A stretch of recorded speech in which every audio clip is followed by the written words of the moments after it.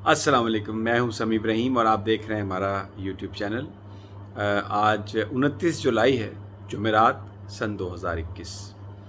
دو تین بڑی اہم خبریں ہیں جو آپ کے ساتھ شیئر کرنی ہے۔ ایک تو سیالکوٹ کا جو ضمنی الیکشن تھا پی پی 38 کا، وہ تحریک انصاف نے جیت لیا اور اکثریت سے جیتا، تقریباً 7,000 ووٹ زیادہ پی ٹی آئی کے امیدوار احسن سلیم بریار کے۔ اور یہ وہ حلقہ تھا جو روایتی طور پر جہاں مسلم لیگ نون جیتتی چلی آ رہی ہے، اور پھر یہ جو فیملی تھی سبحانی فیملی، یہ چودھری اختر وریو کے یہ پوتے تھے، اختر سبحانی کے یہ صاحبزادے تھے، اور یہ وہ سیٹ ہے جو ہمیشہ سے اس خاندان کے قبضے میں رہی ہے اور آزاد حیثیت میں بھی یہ الیکشن جیتتے رہے ہیں۔ ویسے تو یہ ایک حلقہ ہے، لیکن اس کا سائیکلوجیکلی امپیکٹ بہت ہوا ہے۔ اور ایک چیز جو اس وقت چل رہی تھی، ملک میں بحث چل رہی تھی کہ کیا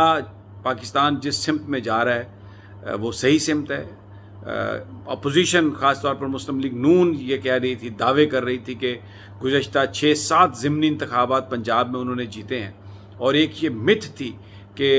مسلم لیگ نون کی جو حمایت ہے اس میں کہیں کوئی دڑار نہیں پڑی، ان کا ووٹر جو ہے وہ ابھی تک انٹیکٹ ہے اور وہ میاں نواز شریف کی قیادت پر ہی یقین رکھتا ہے۔ اس تاثر کو، اس بیانیے کو، اس نیریٹو کو، اس پرسیپشن کو ایک بہت بڑا دھچکا لگا ہے۔ اور سیالکوٹ میں جو گڑھ ہے مسلم لیگ نون کا، جہاں چند ماہ پہلے ڈسکا میں مسلم لیگ نون نے قومی اسمبلی کا الیکشن جیتا، زارِ شاہ کی بیٹی جیتی، اور بڑا ایک زبردست مارکا تھا، اور پھر وزیر آباد میں نون لیگ جیتی، تو یہ کہا گیا تھا کہ پنجاب جو ہے وہ میاں نواز شریف کے ساتھ ہے۔ لیکن کشمیر میں شکست کے 3-4 دن کے بعد ہی سیالکوٹ کے اس حلقے میں جس طریقے سے پی ٹی آئی نے فتح حاصل کی ہے، ایک بڑے مارجن کے ساتھ وہ جیتی ہے۔ مسلم لیگ نون کے گڑھ سے انہوں نے، مسلم لیگ نون کی یہ سیٹ تھی جو اختر سبحانی کے انتقال سے خالی ہوئی تھی، یہ بالکل ایسے ہی ہے جیسے آپ کسی کے سینے سے بال اکھیڑ لیں، اور بہت پریشان ہوں گے میاں صاحب، اس لیے کہ کشمیر کا الیکشن ہارنے کے بعد بھی جو خبریں آ رہی تھیں ان کی پارٹی کی جو وہ کانفرنس ہوئی تھی، اس میں بھی وہ بڑے اپنی یعنی ویڈیو کانفرنس فیملی کی، اس میں بھی ان کا آپس میں بڑا جھگڑا ہوا تھا۔ اور پھر مریم نواز صاحبہ جس طرح گلگت بلتستان کا الیکشن وہ ہاریں، تو اس کے بعد انہوں نے اپنے آپ کو کوارنٹائن کر لیا کہ جی کرونا ہو گیا۔ پھر 1.5-2 سال کے بعد کشمیر کا الیکشن اور آج سیالکوٹ کا الیکشن ہارنے کے بعد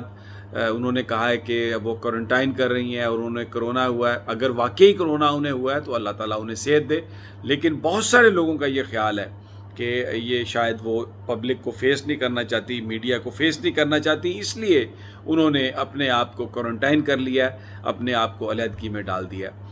ایک اور جو بات آپ سے شیئر کرنی تھی وہ یہ تھی کہ نواز شریف صاحب کا یہ خیال ہے کہ آزاد کشمیر میں جو الیکشن ہوا ہے اس پر پروٹیسٹ کرنے کے لیے مسلم لیگ نون جو ہے وہ ان کے جو جیتنے والے لوگ ہیں وہ حلف نہ اٹھائیں۔ 6 سیٹس ہیں مسلم لیگ نون کے پاس، پیپلز پارٹی کے پاس 11 نشستیں ہیں۔ تو جب میاں صاحب نے یہ بات آزاد کشمیر کے وزیر اعظم راجہ فاروق حیدر کے سامنے رکھی، تو راجہ فاروق حیدر صاحب نے فوری طور پر اس تجویز کو رد کر دیا، اور انہوں نے کہا کہ میاں صاحب اس کا مطلب تو یہ ہے کہ ہم پیپلز پارٹی کے لیے اور تحریک انصاف کے لیے میدان کھلا چھوڑ دیں۔ نواز شریف صاحب کو اس جواب کی توقع نہیں تھی، اور انہوں نے وہاں جو بتایا جاتا ہے اپنے ساتھیوں سے یہ بات کہی جو ان کے ساتھ ہوتے ہیں لنڈن میں، ان سے کہا کہ ویکھو انہوں نے راجہ فاروق حیدر بھی جڑا ہے وہ ساڈی گل نہیں مان رہا، میں کسے نو کی آکھاں، وہ بھی یہ کہندا ہے کہ ایدی کوئی ضرورت نہیں ہے، کام سانو نہیں کرنا چاہیے۔ جس پر اسحاق ڈار نے رپورٹڈلی یہ بات کہی کہ میاں صاحب تسی کیوں پریشان ہو، میں تواڈے نال ہاں۔ تو اب میاں صاحب ہر طرف سے پریشان ہوتے جا رہے ہیں، اور یہ جو وہ حلف نہ اٹھانے کی جو بات کر رہے ہیں، مسلم لیگ نون سے جو کہہ رہے ہیں کہ وہ احتجاج کریں، بھلے اکیلے ہی احتجاج کریں، صرف اس لیے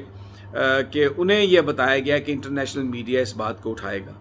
کیونکہ کشمیر بہت سینسٹیو چیز ہے، بڑا ایک ایسا ایشو ہے جس پر پاکستان کی اسٹیبلشمنٹ بہت زیادہ کوشسلی دیکھتی ہے۔ میاں صاحب کو ان کے ساتھیوں نے یہ کہا ہے کہ اگر آپ اس ایشو پر کوئی احتجاج کریں گے، آگے بڑھنے کی بات کریں گے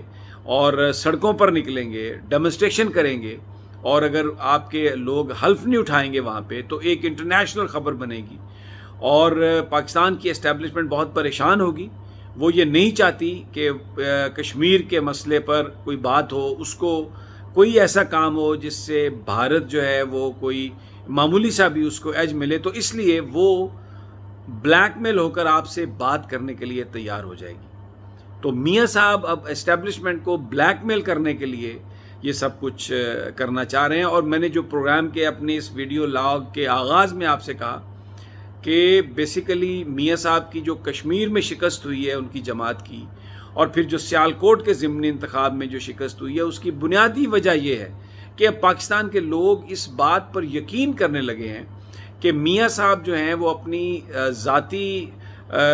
اپنے ذاتی منافع کے لیے، ذاتی فائدے کے لیے، وہ بھلے پاکستان کے ادارے ہوں، بھلے پاکستان ہو، اس کے مفادات کو وہ ترجیح نہیں دیتے، وہ اپنے مفادات کو ترجیح دیتے ہیں، اور وہ بالکل جو گیم کر رہے ہیں اس کا فائدہ بھارت کو ہوگا، اس کا فائدہ جو انٹرنیشنل جو قوتیں ہیں جو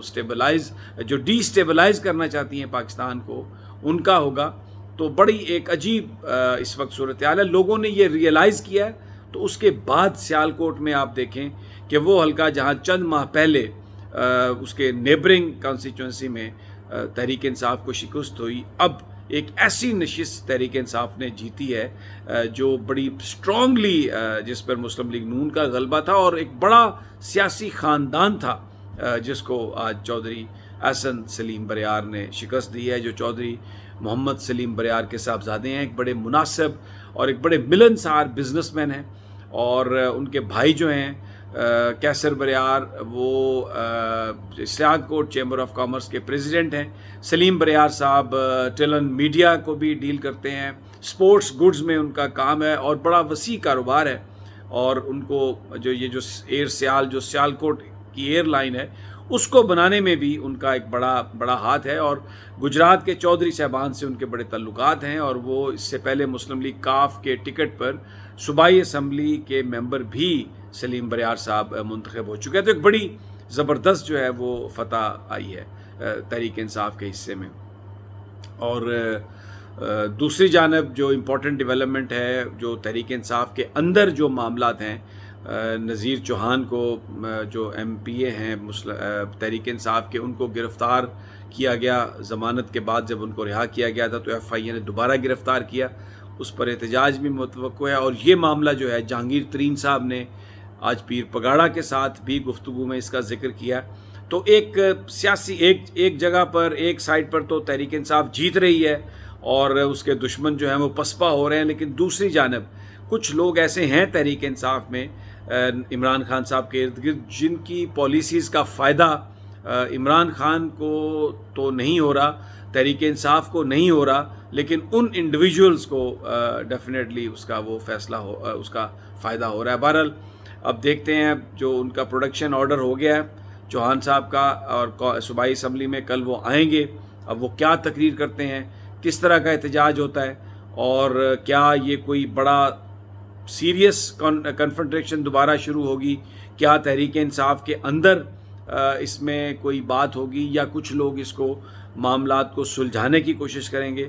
جیسے جیسے یہ ہمارے پاس انفارمیشن آئے گی انشاءاللہ آپ کے ساتھ شیئر کروں گا۔ اپنا اور اپنے ساتھیوں کا خیال رکھیے گا۔ اللہ نگہبان۔